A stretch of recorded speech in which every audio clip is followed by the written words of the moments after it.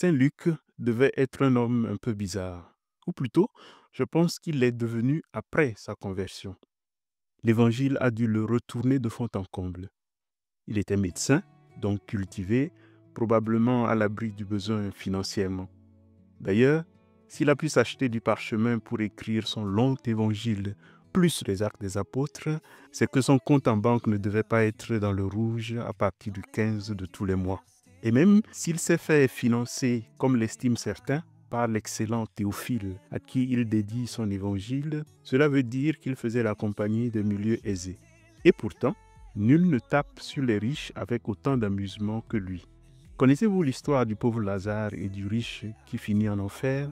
C'est lui. Et l'histoire du riche insensé qui meurt le soir de la récolte, histoire tellement drôle qu'on a envie d'en rire, c'est encore lui. Et l'histoire du maître qui se fait habilement dérober par l'intendant malhonnête que lui-même en rigole plutôt que d'en pleurer, c'est encore lui. Et je ne parle même pas d'Ananie et de sa fille dont il rapporte le sort malheureux au début du tome 2 de son évangile, les Actes des Apôtres.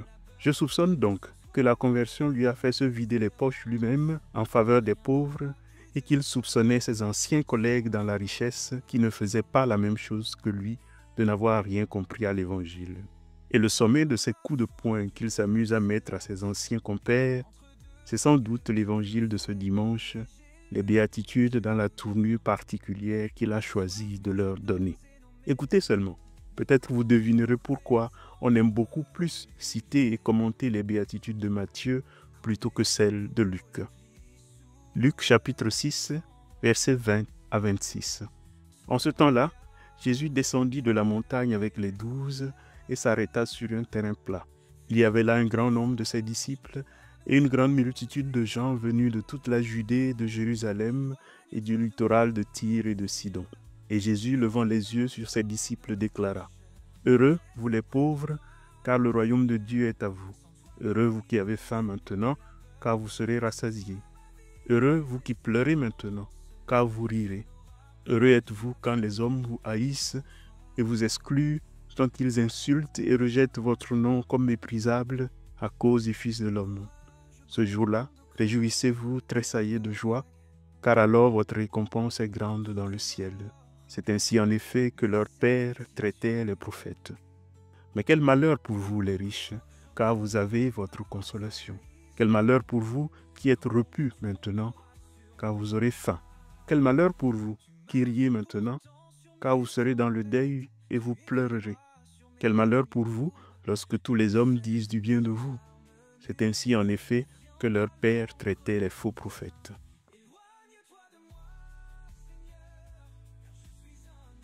Dans cette béatitude, Matthieu ne rapporte que les paroles dans lesquelles Jésus promet le bonheur. Heureux, heureux, heureux. Luc laisse entendre qu'il a également promis le malheur à un certain groupe de personnes. Les riches, ceux qui sont repus et ceux qui rient. Et j'avoue que là, je suis plutôt mal barré. Comme si l'évangile n'était une bonne nouvelle que pour les pauvres, mais que pour les riches, il ne pouvait jamais sonner que comme une mauvaise nouvelle. Et cela, il faut bien l'avouer, est un peu inquiétant. C'est pour cela que, lorsqu'il a fini de lire ce genre de texte, par réflexe, il y a un certain nombre de mouvements spontanés dans le cerveau de type chrétien. Oui, la pauvreté dont il est question n'est pas seulement matérielle, dit-il ou se dit-il. Oui, on peut être pauvre matériellement et être riche d'orgueil, dit-il encore. C'est que le coup de poing de Luc est tellement violent que les riches trouvent des façons de dribbler, mais que les pauvres aussi sont prudents, parce qu'on ne sait jamais. Ils pourraient devenir riches un jour et ils ne veulent pas maudire les riches aujourd'hui de peur de se maudire par anticipation pour le futur. Ces réflexes sont compréhensibles et se sont sédimentés depuis très longtemps. J'ai relu récemment une homélie de Saint Clément d'Alexandrie au IIIe siècle sur la question de savoir est-ce que le riche peut être sauvé. Mais imaginez ceci. Le jour où Clément prêchait cette homélie, Madame la duchesse, la plus riche de la paroisse ou même de tout le diocèse, était religieusement assise au premier rang, buvant délicieusement les paroles du saint prédicateur. Et puis, j'oubliais de préciser, l'année d'avant, quand le vent avait décoiffé l'église, c'est Madame la duchesse qui avait convaincu son mari réticent de financer entièrement les travaux de réparation. Clément dit donc que Jésus parle de ceux qui sont riches en péché, riche en vices et riche d'orgueil. Ce réflexe dont je parle vient donc de loin et nous a habitués à trop spiritualiser ce genre de passage de l'Évangile. Et vous savez, comme j'aime souvent à le dire, que trop de spirituel tue le spirituel, surtout pour une religion de l'incarnation. C'est aussi une façon de télécharger du Saint Matthieu dans Saint Luc. C'est Matthieu qui précise qu'il s'agit de pauvres en esprit. Luc a enlevé ça, ou plutôt n'a pas ajouté ça, pour plusieurs bonnes raisons. La première, c'est peut-être que les pauvres dont il parle ont un visage et auront un visage dans la suite de son évangile. C'est l'homme tombé entre les mains des brigands. C'est les pauvres de Jéricho dont Bartimée. C'est le pauvre Lazare qui se fait soigner par les chiens. C'est l'enfant prodigue qui mange avec les cochons. Tout ce monde-là, ce n'est pas la pauvreté en esprit, ni la richesse en esprit. Je ne sais d'ailleurs pas ce que ça pourrait vouloir dire. L'autre raison, c'est que Luc est cohérent avec lui-même. Vous avez encore en tête l'affaire du jubilé, il y a 2 semaines, où Luc fait justement proclamer par Jésus « L'Esprit du Seigneur m'a envoyé porter la bonne nouvelle aux pauvres, annoncer aux captifs la délivrance. » Les pauvres dont il est question dans ce texte, ce sont les captifs, les affligés, tout autre chose donc que des pauvres en esprit. C'est le même Luc qui fit chanter à Marie tout au début « Il comble de bien les affamés, renvoie les riches les mains vides. » Il semble donc que selon Luc, il y a une bonne nouvelle, ou tout au moins une dimension de la bonne nouvelle que seuls les pauvres peuvent comprendre et dans lequel seuls les pauvres peuvent entrer. Je n'ai pas de duchesse ni de baronne devant moi en ce moment. Ça me laisse certes un peu de liberté, mais je ne sais pas dire non plus dans quel sens il faudrait lire ce texte. Ce que je pressens, c'est qu'en le remettant dans le grand contexte de l'évangile de Luc, on voit peut-être apparaître une ou 2 choses. Et ma première piste pour faire ce chemin avec Saint Luc, ça serait de demander, c'est quoi un riche pour Luc et pourquoi lui serait-il si difficile de capter la chose qui est là en jeu? Pourquoi passe-t-il à côté ou pourquoi risque-t-il de passer à côté, ce qui justement ferait son malheur? Dans la perspective et dans la suite de mon commentaire du ministère de Jésus à Nazareth, il y a 2 dimanches, je dirais ceci. Le riche, à mon sens, c'est quelqu'un qui profite du monde tel qu'il est. Le monde tel qu'il est tourne à son avantage. Le même monde qui fait pleurer certains le fait rire. Le même monde qui ruine certains fait marcher ses affaires à lui. Le même monde qui affame certains le rassasie lui.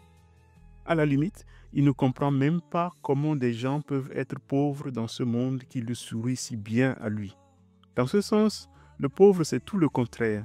C'est quelqu'un qui ne tire aucun profit du monde tel qu'il est, tel qu'il tourne. Lui, pour sa part, ne comprend pas comment des gens arrivent à rire dans ce monde même qui le fait pleurer. Maintenant, la question. À votre avis, laquelle de ces 2 catégories de personnes aspire à un monde nouveau, à un monde différent, à un monde transformé, un monde où régnerait la justice? À votre avis, laquelle de ces 2 catégories de personnes veut vraiment que le règne de Dieu arrive, que le jubilé soit non plus reporté à 50 ans, mais proclamé ici et maintenant? Une réponse honnête à cette question permet peut-être de commencer à avancer d'un pas dans l'évangile de ce dimanche. Car celui qui rêve d'un monde nouveau n'est jamais le riche, c'est un satisfait. Un changement des règles, si minime soit-il, risquerait de le ruiner. C'est pourquoi Jésus le décrit comme un rebut.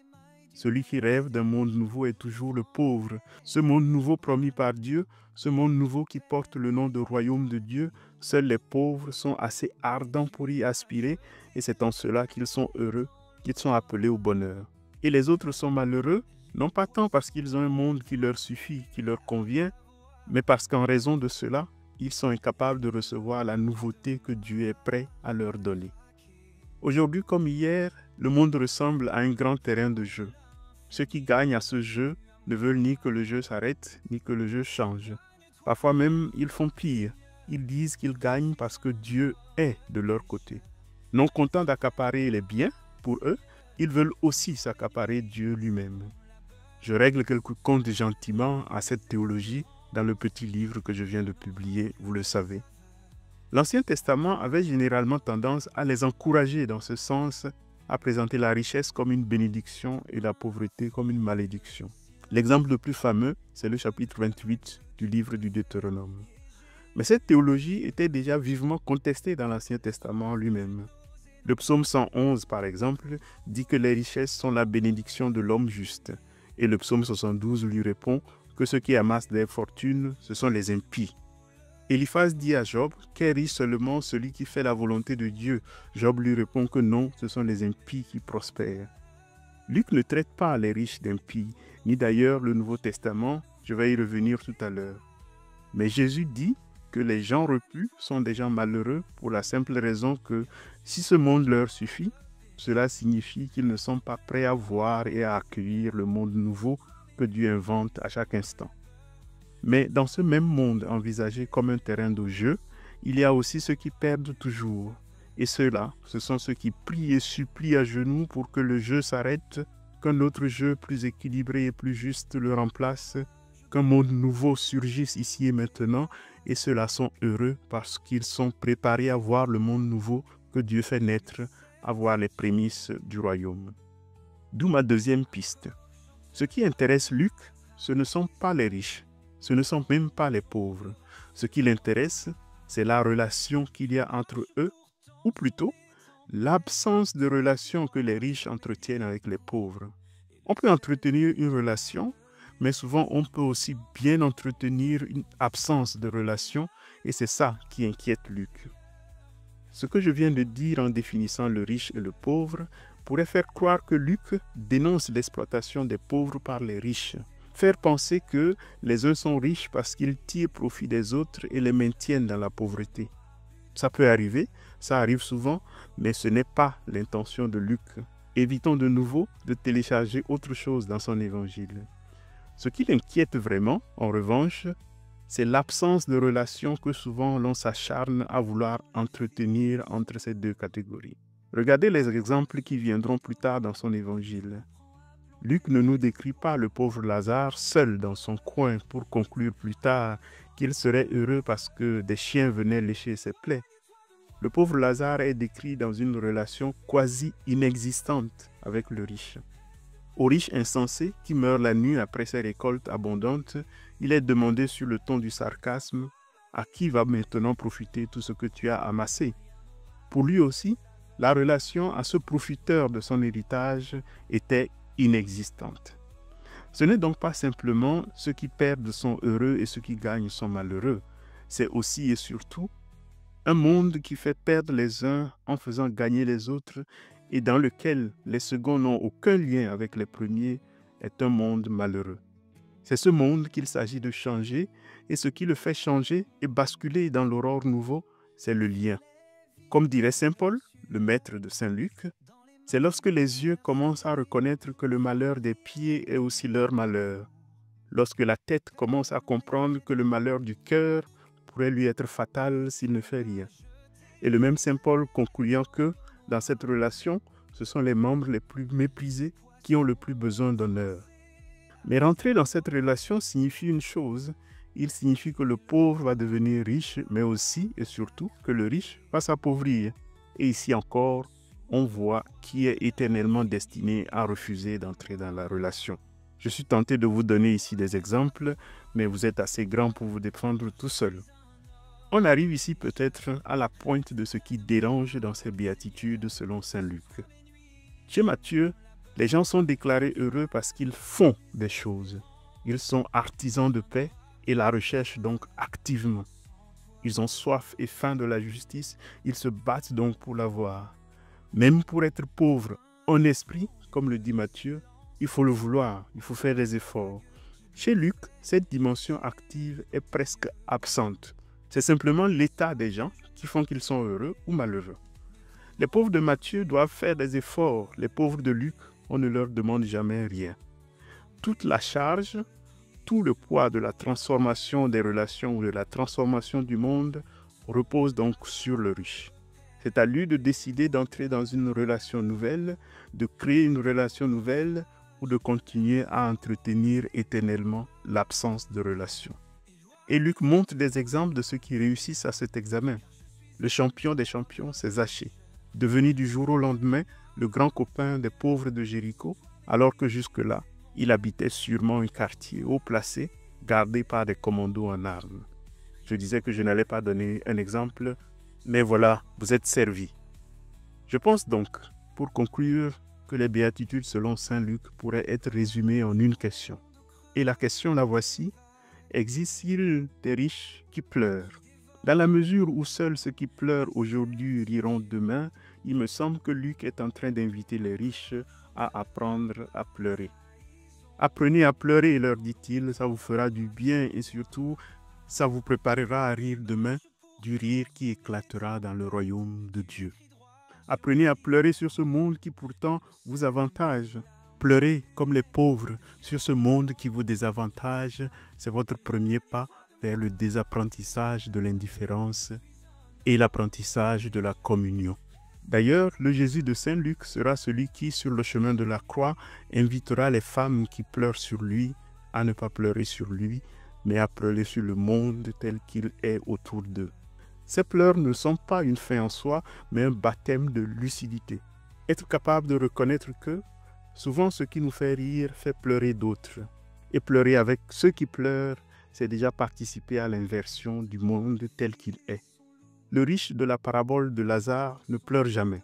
Même en enfer, il discute, négocie, sans voir l'humanité de celui qu'il a ignoré toute sa vie. Luc suggère ainsi que refuser de pleurer, c'est refuser de voir. La transformation de Zachée advient quand il pleure sur ses propres injustices. C'est l'arme invisible qui précède la restitution des biens.